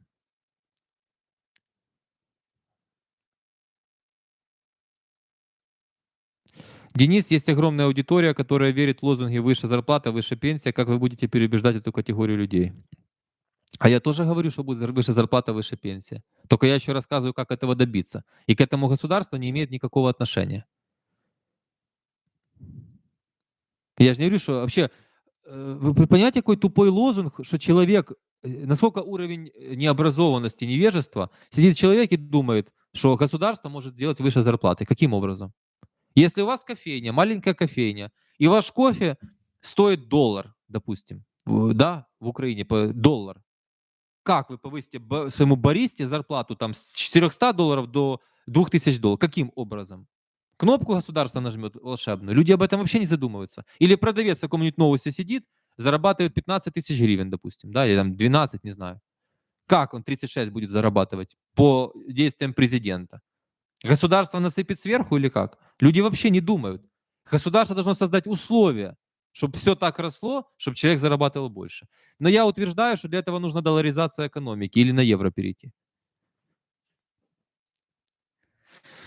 Что нужно, чтобы выборы в Украине состоялись как можно быстрее? Воля президента и желание его. И я подозреваю, что он проведет выборы. По некоторым признакам я вижу, что он грандиозную аферу, ну не аферу, комбинацию решил провести. Рассказывает, что выборов не будет, а потом их все-таки провести. Уже по многим признакам так это идет.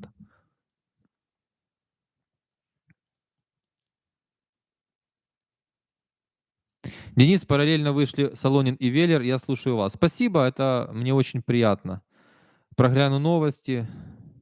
Зеленский видеоблог выпустил. Ну вот что это? Давайте я вам покажу. Вот. Ну что это такое? Вот что он там вещает? О чем он говорит? Президент говорит, что с российских ударов с приближением зимы станет больше. В частности, больше будет ударов по объектам генерации и сети. Ну, КЭП. Капитан Очевидность. Я об этом своим зрителям рассказывал весь июнь-июль. А мне писали люди, особенно в ТикТоке, агент Московії, дивіться, що робить. ІПСО. ІПСО. Це все ІПСО. По-моему, Юсов с ГУРа говорил, что это ИПСОшники такое говорят. У нас президент ИПСОшник, поняли? Президент ИПСОшник решил 15 октября предупредить за то, что случится через пару недель. Кстати, следите за градусами. Мое мнение, где-то если ночная температура опустится уже на плюс 5, плюс 7, начнутся эти удары. Я думаю, что это будут очень жесткие удары, потому что явно накапливается сила. Не забывайте, что они строят шахеды. Я думаю, Киев будет в большой опасности осенью-зимой, поздней осенью-зимой. Сообщает о сильных взрывах в Херсоне, вот 15 минут назад. Если есть жители Херсона, кто меня смотрит, напишите. Вот там, вот такие вот новости. То кричали, что это ИПСО, теперь сам президент говорит. Но это сумасшедшие, это сумасшедшие.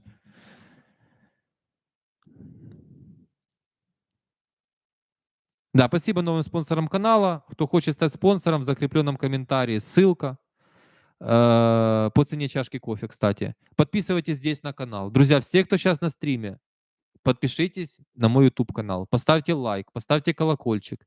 В Telegram подпишитесь, ссылка, напоминаю, в закрепленном комментарии.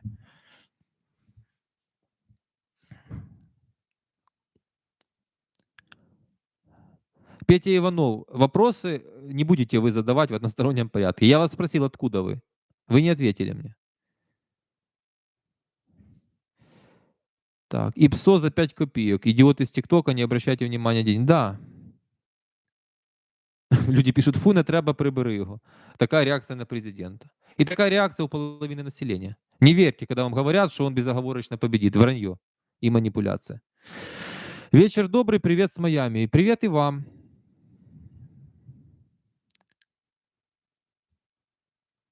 Денис, как вы думаете, почему США не прикроют финансирование, если у нас полный бардак происходит? Еще раз говорю, США помогает не Зеленскому и распильщикам. США помогает нам с вами, украинцам, Украине, а не временным людям случайным у власти и в кабинетах высоких.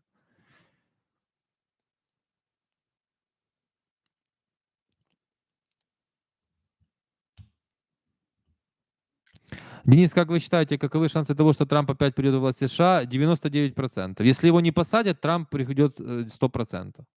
1% отдаю на то, что все-таки могут по беспределу посадить. Ну тогда Вивек Рамасвами станет президентом. Так. Сейчас зачитаю интересный комментарий.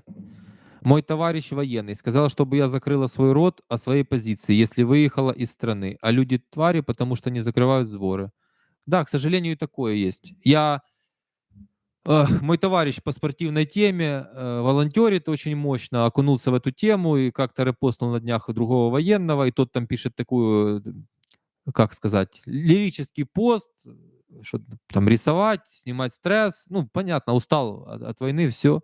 Но затронул тут же гражданских, что вот гражданские какие-то не такие, там по сборам, по ощущениям, что война. Я просто не понимаю, как можно находиться на фронте и не понимать, что творят чиновники. Почему агрессия в сторону гражданских, агрессия в сторону людей, которых вы защищаете? Это немного, я не говорю, что не все военные, но довольно высокий процент. Просто этого не понимаю. Если у нас два общих врага, Путин и госаппарат.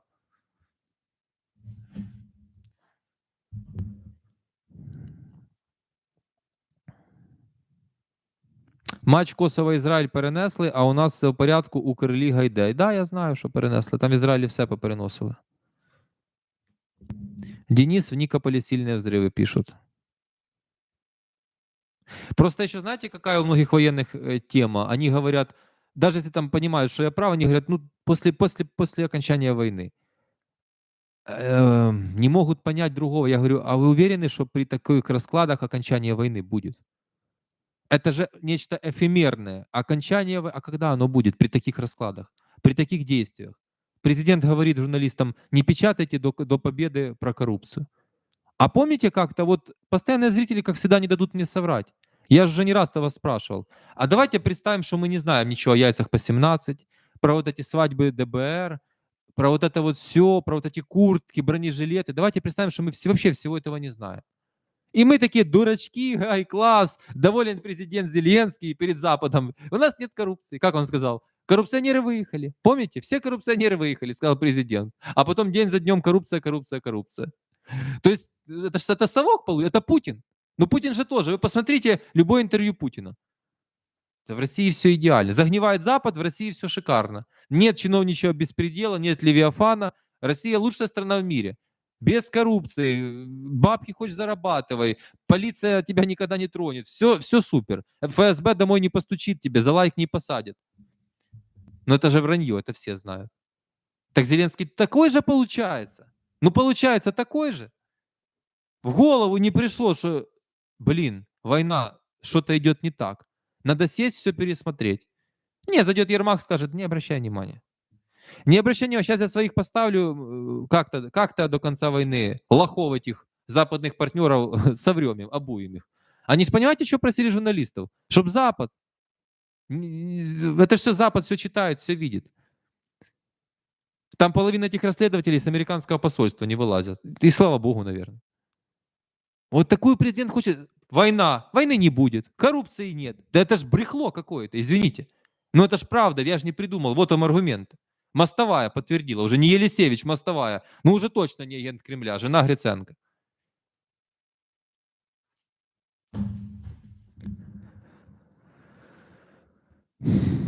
Кабанет. Денис, вдобавок купив ще один генератор, сусід порадив, дякую за инфо. Я, кстати, видел, там такие приспособления уже появились на рынке. Там прям куча всего, такая, там люди кучу девайсов подключают. В прошлом году еще таких не видел. Нереальные какие-то штуки. Так. Денис, где вы будете брать людей для реализации своей программы реформ? А где для бизнеса берут люди? Вот когда открывают бизнес, где вы берете людей? Ну, в рынке, так и здесь.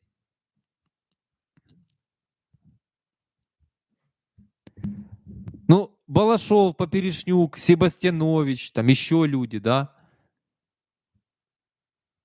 Михаил Чернышев. Ну, я сейчас могу вам так пару десятков навскидку назвать. Эти люди что, какие-то не так что-то с ними, по-вашему? Или вы думаете, на одном гетманце все закончилось? Лариса Кузнецова не даст прекратить традицию и спрашивает, что скажешь про небесный Иерусалим в Украине? Это бред или все-таки что-то в этом есть? Психиатру. В этом что-то есть. Когда вы обратитесь к психиатру, он вам расскажет, что в этом есть. Денис, ви все правильно говорите, дуже зрозуміло, тільки багато людей не розуміють, а може тупість не дає. А я вам скажу, Аліна Шевчук, ось Себастьянович каже, що теорія плохого народця как бы неправильная. Я согласен, теория плохого народца неправильная. Действительно, госаппарат издевается над нами, но он же сам туда не заходит, мы же туда его садим. Я считаю, что истина где-то посередине. Я считаю, что огромный процент населения реально отмороженный. Ну, к сожалению. Но это вообще не большинство. Меньшинство. Но оно есть. Его больше, чем в других странах. Его не меньше, чем в России. Надо это сказать. Вообще наглухо отмороженных. В России много запуганных. Вот белорусы же не отмороженные, они запуганные. Часть какая-то есть, но они запуганные. У нас много отмороженных людей, это тоже правда. Но большинство нормальных, здравых людей. Нас с вами большинство. Поэтому ни теория плохого народца не работает, но и не надо говорить, что люди тоже ни при чем.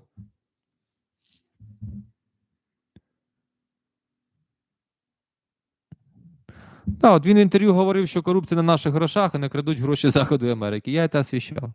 И он так радостно это сказал журналисту, такой, подождите, подождите, это коррупция не по поводу денег западных, он аж заулыбался. Класс, украинцы, не переживайте, это мы ваши бабки пилим. Денис, когда будет ваш мерч? Когда будет для этого подходящий момент?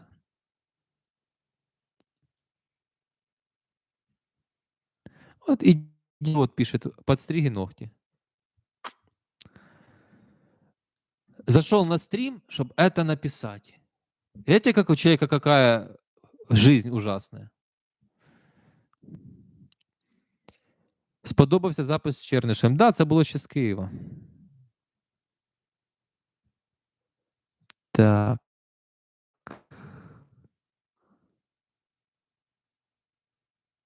Почитай донат, написал донат, 0 эмоций, старинка, подяка. Ну, там же ж сотни людей, может, еще что-то читаю, до чего-то не дошли руки. Вы же понимаете, что не так-то, ну, 24/7 же этим не занимаюсь. Спасибо, если вы сделали, спасибо большое. Вы поддержали канал мой, спасибо. Для чего эти донаты, для чего это спонсорство канала? Что вы понимаете, что вы причастны к делу. И я понимаю, что я не один. Просто за то, что смотрите, тоже спасибо. И за комментарии, особенно если он умный, спасибо. Но когда есть уже, это уже чуть-чуть другое.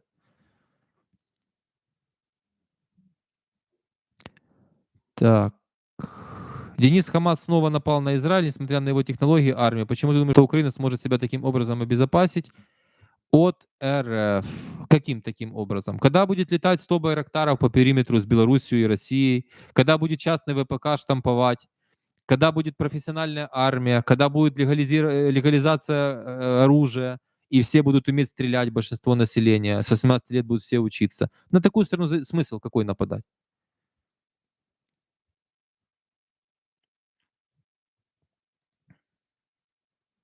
И на Израиль напала не регулярная армия Ирана, на Израиль напали террористы все-таки.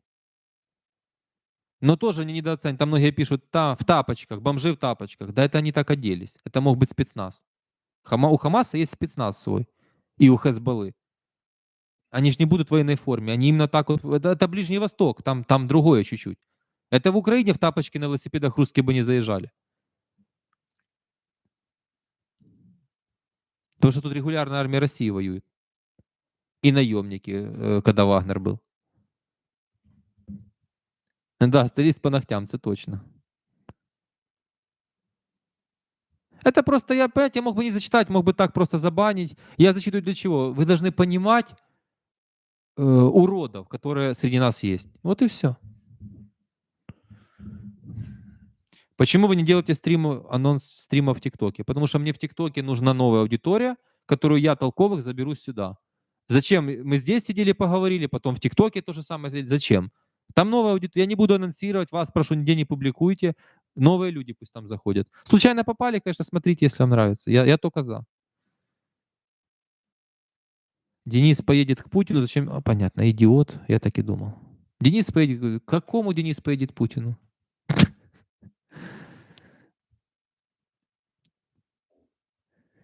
Почему выехали из Украины? Из-за политических преследований, угроз.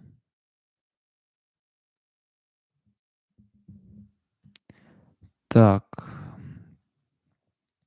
Ваша агрессивность... Как говорят в Украине, за рыбу гроши. Ваше агрессивное поведение отпугивает людей. Ну, жаль мне таких людей. Главное, чтобы вас не отпугивало агрессивное поведение чиновников, госаппарата, и прокуроров, и всех остальных. Русских военных. Главное, чтобы вас это не отпугивало. Дай бог, чтобы моя агрессия, как вы называете, была самой большой агрессией, которую вы видели в своей жизни.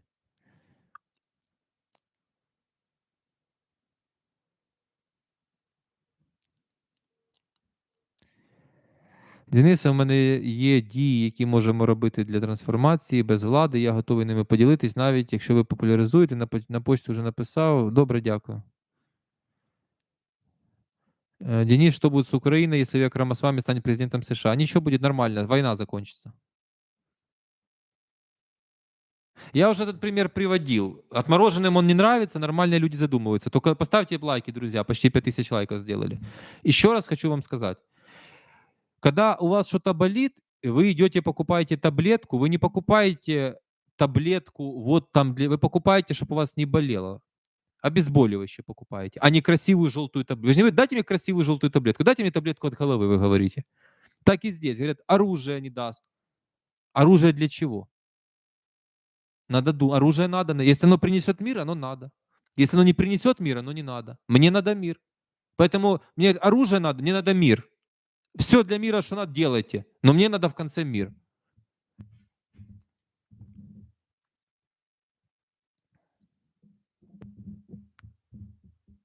Що скажете стосовно Марії Барабаш? Я дуже мало знаю, щоб дати вам якусь оцінку. Зараз можу щось наговорити не те, а людина виявиться порядною або навпаки. Я так не можу робити. Я на неї підписаний, вона підписана на мене.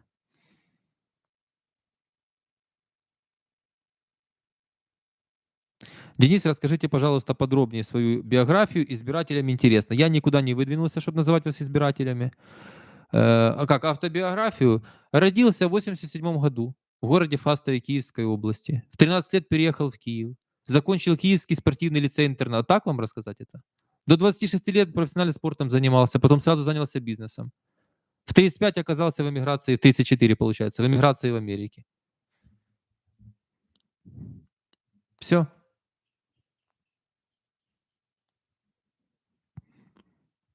Когда свет будут отключать? Когда будут обстрелы путінські? Чому Ізраїль не сідає за стіл переговорів?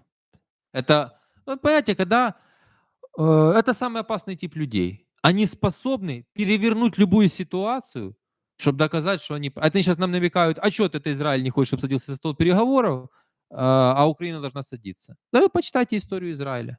Я вот фильм «Людям голода» посоветовал. Это легче, чем читать, наверное, что-то, посмотреть высококачественное кино. Чому сідає за стол переговорів? З ким сідає за стол переговорів? Він сідав всю свою історію за стіл переговорів. І зараз будуть якісь перемовини. Але для початку ліквідують тих, кого вони можуть ліквідувати своїми силами. Щойно у Варшаві пролунали вибухи на 2 виборчих дільницях. На місце прибули сапери, поліція оточила будівлю, де розташовані комітети. Ну, якщо це правда, це вже взагалі.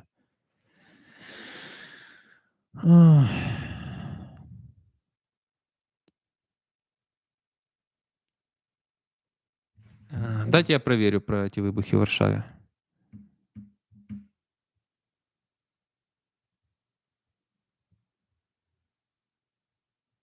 Я такого не вижу.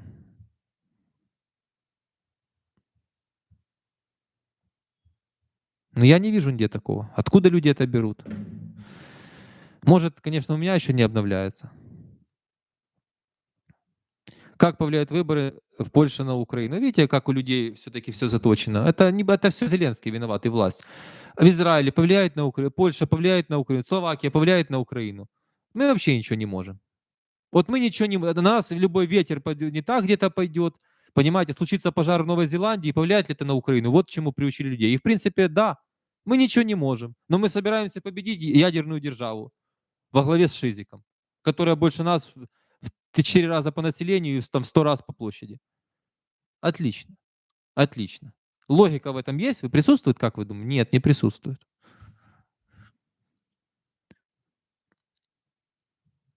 Нет никаких взрывов в Варшаве, люди пишут. И я проверил, нету. Нечего делать. Я же говорю, может, мы ошибаемся, может, позже обновится информация, но в моей ленте такого нету. Так, еще раз оставлю ссылку для донатов.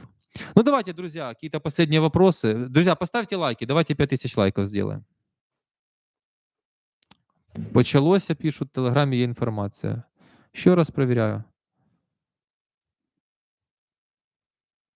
Нет, в моей ленте по-прежнему такого нету. Не буду ничего. Может и правда, не будем наговаривать на человека. Денис, в каком деле вы стартовали как бизнесмен? Пассажирские перевозки, транспорт.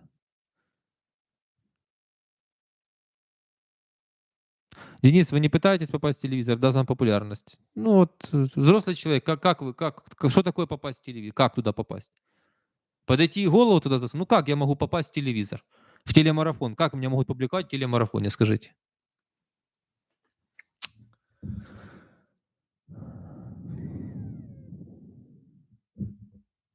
Каким спортом занимаюсь? Баскетболом.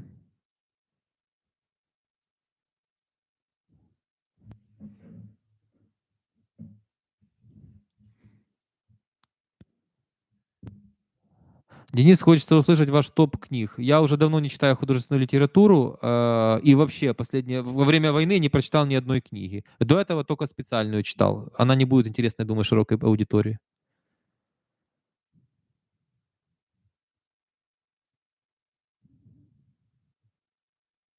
Я живу в центре Варшави, ничего не слышал. Пойду почитаю новости, пишут люди. Ви на час дивилися, в Польщі дільниці працюють? Да, в Польщі дільниці до 22:00 працюють. Я це одразу перевірив. Если у вас единомышленники в высших эшелонах власти. Украинской мне такого неизвестно. У меня есть крупные бизнесмены, которые меня поддерживают, там еще с определенных сил, но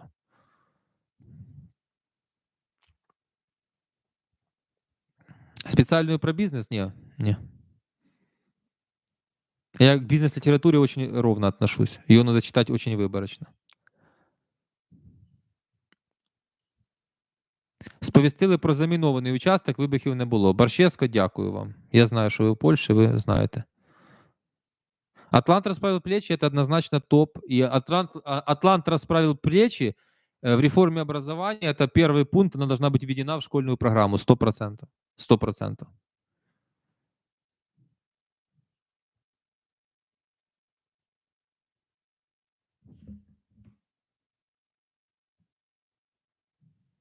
А вот мне видео прислали, якобы что-то действительно, ну, я не знаю, оцеплено все и пишут, что в Варшаве выбухи. Но это такой паблик. Давайте подождем, друзья. Может это действительно так. Сейчас мы все узнаем. Так, Денис, я вас дивлюсь періодично на телевізорі, тож ви вже туди потрапили. Ну, да, можна YouTube запустить з телевізора, і я вже буду там. Правильно человек пишет. Да, поврежденный газопровод Эстония, Финляндия, я уверен, что это Россия. Кто же еще? Когда стримы с Панасенковым? В следующем году. Телефонные минеры, приехали саперы. Видите, информация разнится. Это видео, что тут мне прислали, это, скорее всего, значит, фейк. Так, слышали, Шабанов выдал, что в новоизраильской войне виноваты британцы. Шабанов когда-то по своей дурной голове, что-то с ним, как бы, это самое, по кастрюльке ложечкой постучат. Но он негодяй, который за деньги все это делает. Друзья, подписывайтесь, ставьте лайки. До новых встреч.